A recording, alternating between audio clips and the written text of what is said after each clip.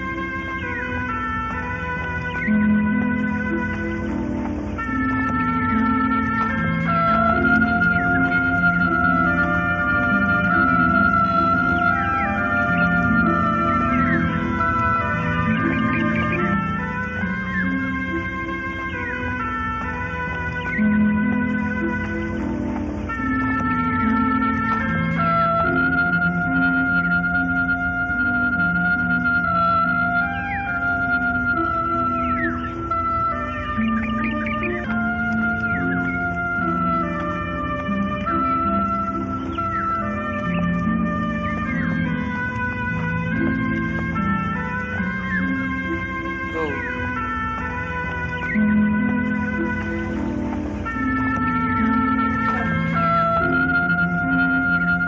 Ngunit lang po at opo, hindi pagpapakita at paggalang sa mga nakatanda.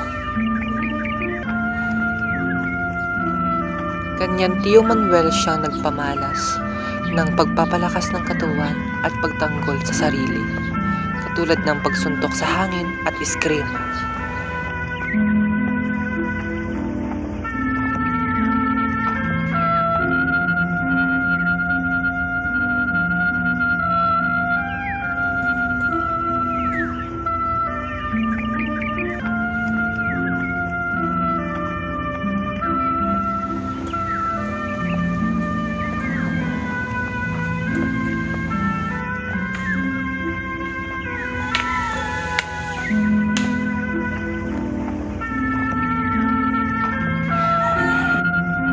Tio Manuel, bakit ko ba kailangan magsanay ng ganito?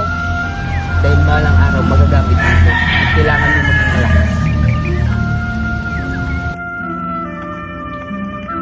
Kanyang Tio Alberto ay siyang nag-impluwensya sa pagpapahalaga sa sining.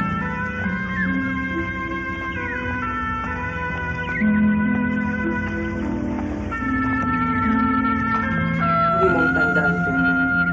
Ang pagpipinta ay binibigay ang buong sarili para ang kinalabasan ay may makatuluhan.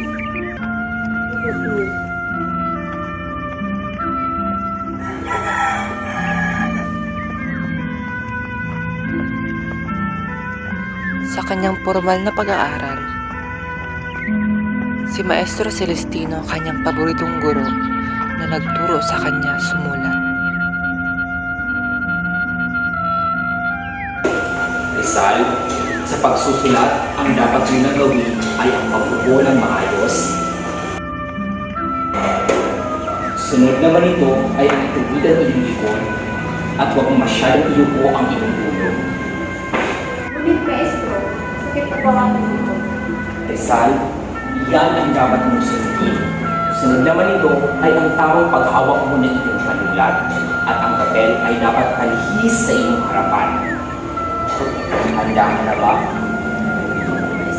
Ngayon, Rizal, magbibigay ako ng ilang halimbawa at ito ay iyong gagawin.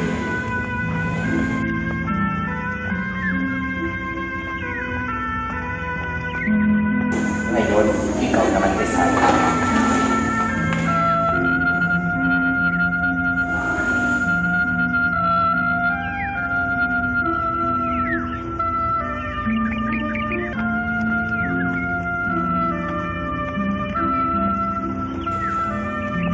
Mahusay.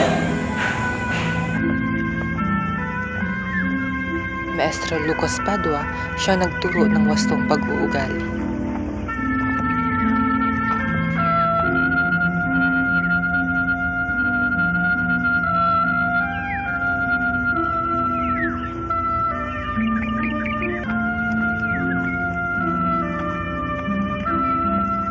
Ngayon naman, Rizal, ang ang ituturo ko sa iyo ay ang wastong pag-uugali.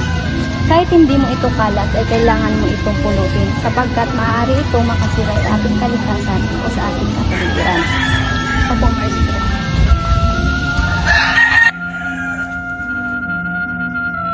Si Maestro Leon Monroy ang siyang nagturo ng aritmetika at pagbilang.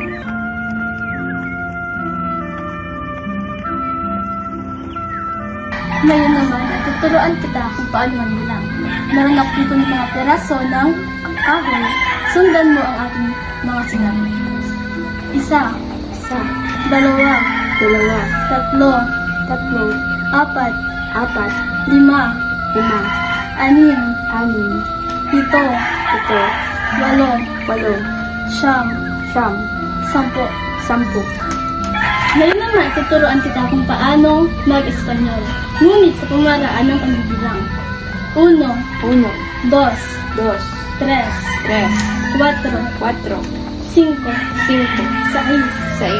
7, 8, 9,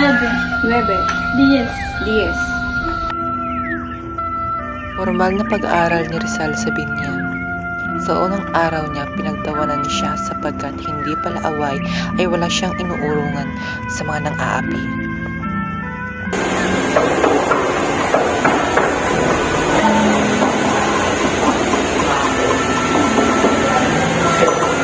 Halika't pumasok. Magandang araw po. Francisco Tabueses. Magandang araw, sir. Anong alam mo sa Espanyol at Hindi lang po pero hindi pa ako makakalaran. Sige, umupo ka.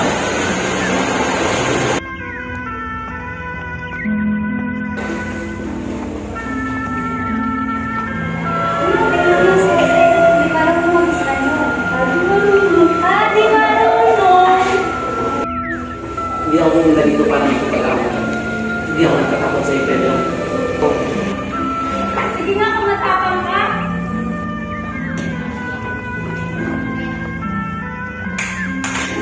Ang galing mo, Jose. Mabait ka pero matapang. Sa pag-aral ni Rizal sa Ateneo, bagamat pasado ito sa mga pagsusulit, tinanggihan siya. Nagkataong huli na ang kanyang aplikasyon.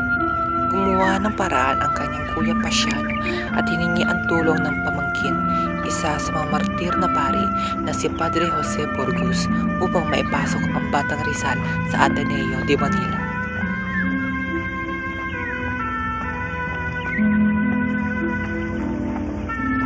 Magandang hapon po, Padre. Maaari po bang humingi ako ng tulong na makapasok ang aking ikapitong kapatid sa Ateneo de Manila?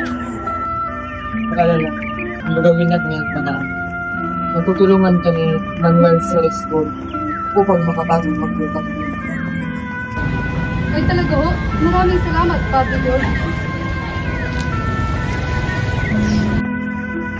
Por la educación recibe lustre la patria. Sa edukasyon ay matatamo ng liwanag ang bansa.